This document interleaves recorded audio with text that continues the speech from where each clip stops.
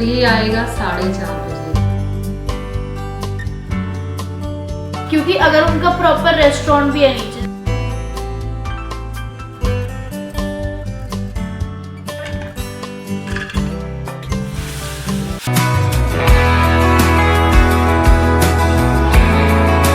Hello everyone, welcome back to another vlog. तो दिन की शुरुआत एनर्जी के साथ। अभी जो लोग मेरे साथ साथ पेरीमेनोपॉज की प्रॉब्लम फेस कर रहे हैं, देखो हार्मोन्स बहुत ज़्यादा चेंज हो रहे हैं, मेटाबॉलिज्म ना चाहते हुए भी स्लो डाउन होता जा रहा है। बहुत सारे हेल्थ रिस्क भी आप फेस कर सकते हैं अगर आप अपनी डाइट पे और ज़्यादा ध्यान नहीं करते हैं और एक्सरसाइज नहीं करते हैं। तो वेट गेन की प्रॉब्लम इस दौरान आप ज़्यादा फेस करोगे, चाहे आप डाइट का ख्याल भी रख रहे हो या एक्सरसाइज भी कर रहे हो तो भी, क्योंकि आपका मेटाबॉलिक रेट जो है वो काफ़ी ज़्यादा स्लो हो जाएगा। लेकिन इन सभी प्रॉब्लम के साथ बहुत ईजिली आप डील करना भी सीख जाओगे अगर आप अपनी एक फिटनेस रूटीन बना लेते हो। मेनोपॉज में तो देखो हॉट फ्लैशेज इतने ज़्यादा होते हैं कि वो फील ही नहीं आता, मतलब कई बार मन ही नहीं करता। मैंने जो लेडीज़ को देखा है और सुना है कि बिल्कुल हिलने डुलने का भी मन नहीं करता, एक्सरसाइज करना तो बहुत दूर की बात है। उसमें आपका कोई कसूर नहीं है, वो हार्मोन्स का इम्बैलेंस हो रहा है, एनर्जी बिल्कुल लो होती जा रही है, तो ऑब्वियसली आपकी बॉडी अलाउ नहीं करती है। लेकिन माइंड जो है डेडिकेटेड होता है अगर, तो फिर बॉडी से काम करवा लेता है। लेकिन माइंड को सही डायरेक्शन में लगाना, सही एक्सरसाइज के लिए वो बहुत ज़रूरी है। स्ट्रेंथ ट्रेनिंग मैं हमेशा कहती हूँ बहुत ज़रूरी है। अब जब आपका पेरीमेनोपॉज या मेनोपॉज चल रहा है और मैं आपको कहूँ कि आप रनिंग करना शुरू कर दो, तो वो बहुत गलत चीज़ हो जाएगी, क्योंकि हमारी बोन डेंसिटी भी डिक्रीज होती जा रही है। तो प्रोटीन का इंटेक अपना सही रखना है। डाइट में मेजर चीजें जो है वो आपकी प्रोटीन रिच ही होनी चाहिए। और एक्सरसाइज चाहे आप एक दिन के गैप में करें, मतलब ऑल्टरनेट डे पे करें, पर जरूर ट्रांसफॉर्मेशन के लिए बहुत जरूरी है। मतलब इस दौरान भी अगर आप खुद को शेप में रखना चाहते हैं या शेप में लाना चाहते हैं तो स्ट्रेंथ ट्रेनिंग से बढ़िया और कोई ट्रेनिंग नहीं। मतलब मैं आपको ये मेन चीजें बता रही हूँ कि ऐसा ही होगा जो आप फेस करने वाले हो या फेस कर रहे हो, क्योंकि आपका एस्ट्रोजन डिक्लाइन हो रहा है, जिससे आपके मेटाबॉलिज्म पे बहुत ज्यादा इफेक्ट पड़ेगा। मेटाबॉलिज्म आपका स्लो डाउन हो जाएगा और वेट गेन तो मैं आपको बोल ही रही हूँ कि होगा ही। आपके एक्सरसाइज करने का भी दिल नहीं करेगा, ये भी पॉसिबिलिटी है। लेकिन फिर भी खुद को पुश कैसे करना है, उस पर स्टिक कैसे रहना है, उसके लिए मैं अलग से एक वीडियो बनाऊंगी। तो आज मैं अपने दिन की शुरुआत कर रही हूँ अपने चेस्ट वर्कआउट से। तो मेरा छोटा सा जिम है जहाँ पे मेरे थोड़े से अपने वेट्स वगैरह रखे हुए हैं, रेजिस्टेंट बैंड्स हैं जहाँ पे, तो इनके साथ सुबह सुबह मैं अपना अच्छा खासा वक्त बिता लेती हूँ और फिर लगता है कि दिन की शुरुआत बहुत बढ़िया हो गई।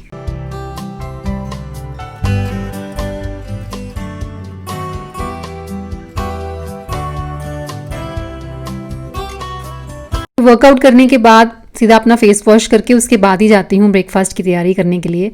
और रूटीन बेसिस पे अगर स्वेट या डस्ट वगैरह फेस पे ज़्यादा टाइम तक रह जाए तभी हमारी स्किन रिलेटेड प्रॉब्लम जो है शुरू हो जाती हैं। और ये चीज़ तो शायद आपने भी नोटिस की होगी कि जब भी हम किसी फेस वॉश के साथ अपना फेस वॉश करते हैं तो उसके बाद ना स्किन थोड़ी ड्राई सी फील होती है। लेकिन वो डिपेंड करता है कि फेस वॉश कैसा है। तो आजकल जो फेस वॉश मैं यूज़ कर रही हूँ वो है हिमालय का brightening vitamin C orange face wash. ये स्किन को डीपली इतना क्लीन कर देता है कि बहुत ब्राइट लगती है आपकी स्किन, और ये काम ये बिना आपकी स्किन को ड्राई किए करता है, जिससे हमारी स्किन हेल्दी और ब्राइट नजर आती है। देखो रूटीन में किसी ना किसी कारण से स्ट्रेस तो रहता ही है, और कभी स्ट्रेस की वजह से तो कभी फ्री रेडिकल्स की वजह से स्किन बहुत डल होने लगती है। तो थोड़ा गौर करने की जरूरत तो हमेशा हमें रहती ही है कि कुछ ऐसी चीजों को अपनी स्किन केयर में ऐड कर लें जिससे नेचुरल रेडियंस बूस्ट हो सके। और हिमालय के सारे प्रोडक्ट्स बहुत नेचुरल होते हैं, तो नेचुरल वे में ही आपकी स्किन में आप बहुत अच्छे चेंजेस देखेंगे। तो विटामिन सी का इम्पैक्ट हमारी स्किन पे ये होता है कि ये अंदर से यानी कि डीप जाके इम्प्योरिटीज को निकाल के बाहर ले आती है, जिससे स्किन जो है बिल्कुल क्लीन एंड क्लियर नजर आती है। तो Himalaya brightening vitamin C orange face wash, इसे आप अपनी स्किन का एक फ्रेंड मान सकते हैं। और इसे लगाते ही यानी कि तीसरे दिन से ही आपको रिजल्ट भी दिखने लगेंगे। ये 3 वेरिएंट्स में आता है, यानी कि ऑरेंज, ब्लूबेरी और स्ट्रॉबेरी।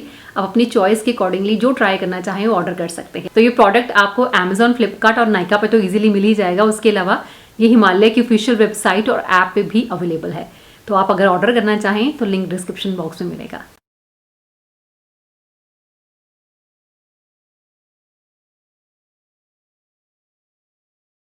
वेदर ना तो अभी गर्म है और ना ही ज़्यादा ठंडा, लेकिन बालकनी में बहुत अच्छा लगता है। अच्छी हवा चलती है, ठंडी ठंडी। मतलब ये जो मौसम है बालकनी में बैठने का बेस्ट मौसम है। एक आध महीना रुक के फिर मुझे यहाँ पे एक फ़ैन लगवाना पड़ेगा, तभी मैं यहाँ पे बैठ पाऊंगी। अभी सुबह सुबह जैस्मिन की वेट कर रही होती हूँ मैं यहाँ पे बैठ के, और फिर हम साथ में बैठ के मॉर्निंग ड्रिंक लेते हैं। बस जितना टाइम हमने ड्रिंक लेना होता है उतना टाइम थोड़ी सी बातें हो जाती हैं। मैं तो एक्सरसाइज थोड़ी अर्ली कर लेती हूँ, वो थोड़ा सा बाद में जाती है। आजकल कर रही है थोड़ा कंटिन्यूसली कर रही है, टारगेट्स भी बनाती है और मैं जितनी हेल्प उसकी कर सकूं उतनी हेल्प कर देती हूँ। वर्कआउट प्लान उसके साथ शेयर कर देती हूँ, हेल्दी लाइफस्टाइल को फॉलो करने में उसको हेल्प कर देती हूँ, जितना मतलब मैं कर सकूं। फोर्स तो खैर मैंने पहले भी कभी नहीं किया, क्योंकि ये चीज़ जो है वो फोर्सफुली नहीं की जा सकती।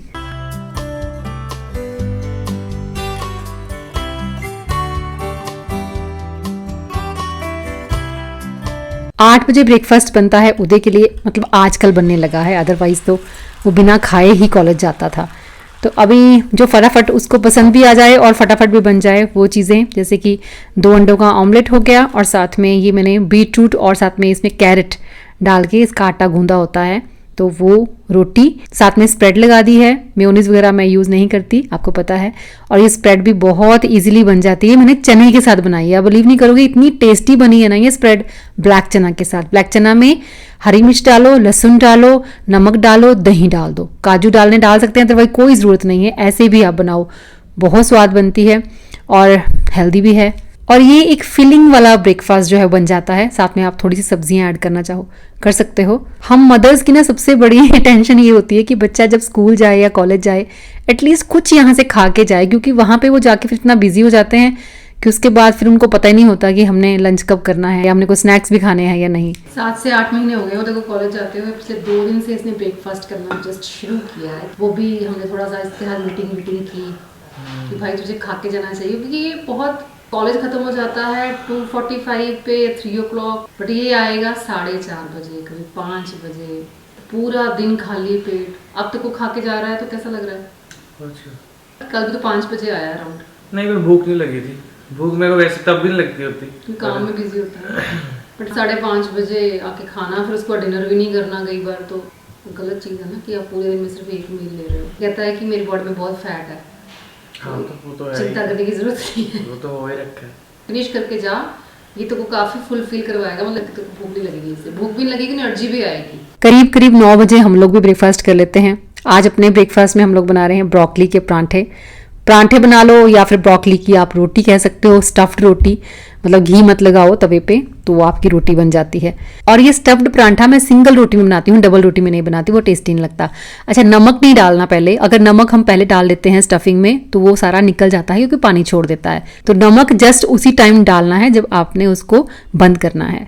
आटा जो है ये मैं जैसे आपको बताया कि बीटरूट और गाजर जूस जब हम निकालते हैं बीटरूट का और गाजर का, तो उसके बाद जो उसका पल्प बच जाता है तो उसके साथ ये डो रेडी होता है। पता नहीं आप बिलीव करोगे या नहीं, लेकिन ट्रस्ट मी ये रोटी इतनी टेस्टी बनती है। चाहे आप इसके साथ सिंपल रोटी बनाओ दाल सब्जी के साथ खाने के लिए, या फिर इसके साथ आप स्टफ्ड परांठा बनाओ, बहुत टेस्टी लगता है। जैस्मिन की आजकल ये फेवरेट रोटी बन चुकी है, मतलब वो नॉर्मल रोटी, नॉर्मल आटा बिल्कुल नहीं खा रहे। और हम लोग ना कई बार पूछते भी हैं कि कौन से ब्रांड का आटा हम लोग खाएं तो ज़्यादा बढ़िया रहेगा, जिसमें फाइबर भी हो। तो किसी आटे में आपको फाइबर ऐसे नहीं मिलता जो हम गेहूं का आटा लेके आते हैं, तो उसमें हमें कुछ ना कुछ चीज़ें ऐड करनी पड़ती है। जैसे उसमें आपने रागी का या बाजरे का आटा ऐड कर लिया, जौ का आटा ऐड कर लिया, या फिर इस तरह से किसी भी वेजिटेबल का या फ्रूट का पल्प आपने डाल लिया। और इस तरह करने से बहुत ही न्यूट्रिशियस और बहुत ही हेल्दी फाइबर रिच रोटी आपकी बन जाती है। तो अभी मेरे ब्रेकफास्ट में एक मैंने बॉयल एग लिया है, एक स्टफ्ड रोटी जिसपे मैंने घी बिल्कुल नहीं लगाया, साथ में दही, और दही में ब्लैक पेपर पाउडर डाला है। तो बस ये रहेगा ब्रेकफास्ट, और इसके थोड़े टाइम के बाद फिर मैं अपनी ब्लैक कॉफी पीऊंगी। आप होटल में स्टे करने जाते हो तो कभी भी उनसे खाना मत लो, क्योंकि अगर उनका प्रॉपर रेस्टोरेंट भी है नीचे, जैसे कई होते हैं उनका रेस्टोरेंट भी होता है, वो रूम्स भी प्रोवाइड करते हैं। वो लोग क्या करते हैं, अगर आप उनसे रूम सर्विस ऑर्डर करते हो, जो खाना उनका बच के आया होता है ना रेस्टोरेंट से, वही खाना वो रूम सर्विस में दे देते हैं। हाँ, भी अगर आप रूम में स्टे करो तो कभी भी रूम सर्विस ऑर्डर मत करो। तो पेट पूजा करने के बाद जैस्मिन अपना कुछ अपडेट देते हुए होटल्स के बारे में, और यहाँ पे मम्मा, पेपर पढ़ने की हमको कोई ज़रूरत नहीं पड़ती, क्योंकि मम्मा सारा पेपर पढ़ के हमको सुना देते हैं कि कहाँ पे क्या चल रहा है, क्या हो रहा है। कई बार वो न्यूज़ ऐसी होती है कि सुनी भी नहीं जाती, कि इतना कुछ हमारे आसपास हो रहा होता है। और वो सब सुनने के बाद फिर ऐसा फील होता है कि रोज़मर्रा की वही बोरिंग ही सही, लेकिन वो रूटीन लाइफ ही बेटर है रादर दैन कि कुछ बड़ा या एडवेंचरस हो। तो अपनी रूटीन लाइफ को चालू रखते हुए मैंने शाम के टाइम पे कुछ मीठा नमकीन बनाने का सोचा, क्योंकि जब 2 पैकेट आ जाते हैं ना बिस्किट के घर में, तो फिर ऐसा लगता है कि यार ख़त्म हो गया मेरा जो हेल्दी स्नैक था, तो उसमें से कुछ बना लेती हूँ। तो बस क्रैकर्स बना रही हूँ, एक स्वीट बनाऊंगी, एक थोड़े सॉल्टी बनाऊंगी। मीठे वाले तो काइंड ऑफ बिस्किट्स आप कह सकते हो, जिसके लिए मैंने 1/4 कप देसी घी लिया है। मैंने अंदाजन डाल लिया था, लेकिन 1/4 कप देसी घी जो मेजरमेंट रहेगा। आधा कप मैंने इसमें जैगरी पाउडर डाला है। 1 कप डालेंगे इसमें गेहूं का आटा, मतलब मैदा वगैरह बिल्कुल भी यूज़ नहीं करना। गेहूं के आटे के बाद हमने इसको अच्छे से थोड़ा मोयन कर लेना है, गूंद लेना है। उसके बाद वो मैंने कोकोनट क्रश किया है, तो कोकोनट इसमें डालेंगे। 1/4 कप ही इसमें ठंडा दूध जाएगा। 1/2 टीस्पून बेकिंग सोडा और 1/2 टीस्पून ही बेकिंग पाउडर। डो बहुत ज़्यादा सॉफ्ट नहीं करना जैसे हम रोटी का बनाते हैं, थोड़ा सा हार्ड ही रखेंगे उस डो को। रेस्ट के लिए छोड़ेंगे कम से कम भी 15 मिनट के लिए। और उसके बाद बस बटर पेपर ले लो या चकले के ऊपर या नॉर्मल शेल्फ के ऊपर, जैसे भी आपको ठीक लगे वैसे आपने इसको बेलना है। 2 पार्ट्स में कर लेना है, वैसे ज़्यादा बढ़िया रहेगा। मैंने एक ही पार्ट में एक ही बार में इसका काम तमाम कर दिया था, लेकिन फिर भी आप इसको 2 पार्ट में करके फिर इसको आप बेलोगे तो थोड़ा पतला जल्दी हो जाएगा। मेरे को थोड़ा टाइम लग गया था।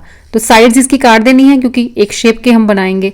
तो बस कोई भी शेप, अगर आपके पास कोई कटर पड़े हैं शेप देने के लिए बिस्किट्स वगैरह के या कोई भी, तो उसकी हेल्प भी आप ले सकते हो, या नॉर्मल आप चाकू के साथ भी काट के पीसीस में इसको कट कर लो। और इसको बेक करेंगे हम। बेक करेंगे इसको हम 180 डिग्री पे 12 मिनट के लिए। वो आप देख लेना है ना, जैसे भी अगर आप ज़्यादा पतले बन गए हैं तो कम टाइम में भी बन जाएंगे, अदरवाइज 12 मिनट इनफ है 180 डिग्री पे। तो बहुत क्रिस्पी बनते हैं, टेस्टी बनते हैं, और सेटिस्फेक्शन ये रहती है कि इसमें हमने ऐसा कुछ नहीं डाला। देखो रिफाइंड ऑयल बिल्कुल यूज़ नहीं किया इसमें। नॉर्मल बिस्किट जो आप लेके आते हो उसमें रिफाइंड ऑयल होता है। जैसे मेरे को ना अभी कुलदीप जी पूछे थे इंग्रेडिएंट्स कि तूने क्या क्या डाला है इसमें, तो मैं उनको बताई थी। मैं कहा देखो, बाहर के जो बिस्किट्स होते हैं, जो मार्केट से बिस्किट लेके आते हैं, उनमें रिफाइंड ऑयल होता है, इसमें मैंने देसी घी डाला है।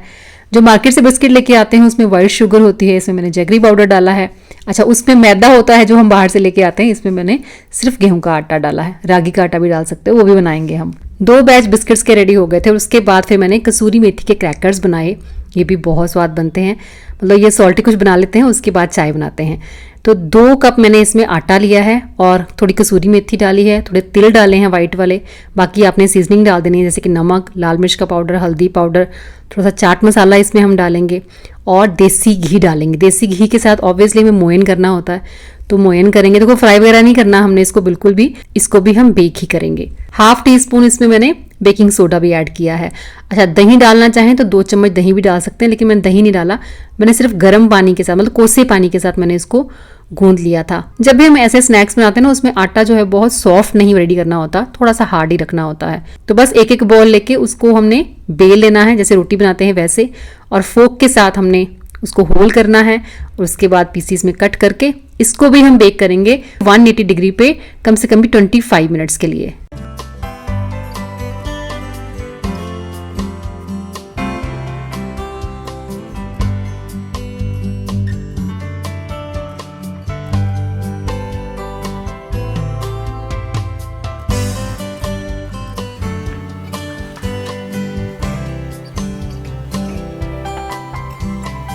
तो बस बनाते बनाते स्नैक्स चाय का टाइम भी हो गया। तो मम्मा और कुलदीप जी पियेंगे चाय, मैं पीऊँगी अपनी वही ब्लैक कॉफ़ी। सुबह एक बार मशीन कॉफ़ी पी लेती हूँ, और अभी बस जस्ट ऐसे ही बना लेती हूँ। पानी में थोड़ी सी कॉफ़ी ऐड की, थोड़ा सा दूध, ऐसे ही 1-2 चम्मच, और बस वो डाल के कॉफ़ी बन गई।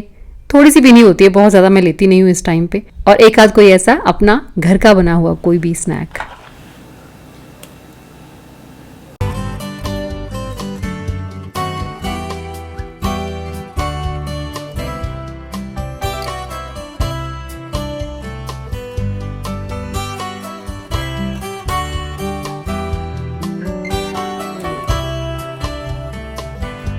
चलो 8-10 दिन का स्टॉक तो मेरा तैयार हो ही गया, चल जाते हैं मेरे इतने तो।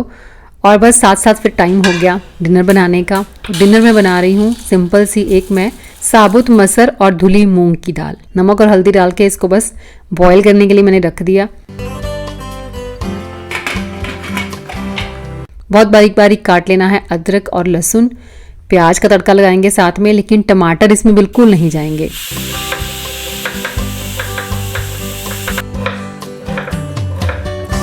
तेल में या देसी घी में तेज पत्ता और साथ में सूखी लाल मिर्च, जीरा डाला थोड़ा सा मैंने, हींग डालना हो थोड़ा सा हींग भी डाल सकते हैं।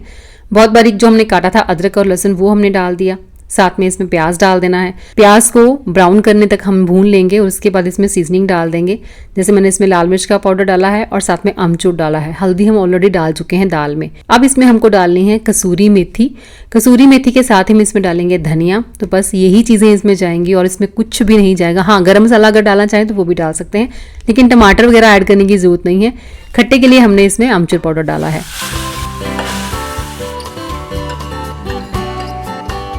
आप ट्राई करना, बहुत बढ़िया बनती है, बहुत जल्दी बन जाती है और बहुत स्वाद बनती है ये दाल। चलिए मिलूंगी अब मैं आपसे नेक्स्ट वीडियो में। Till then bye bye, take care and stay healthy.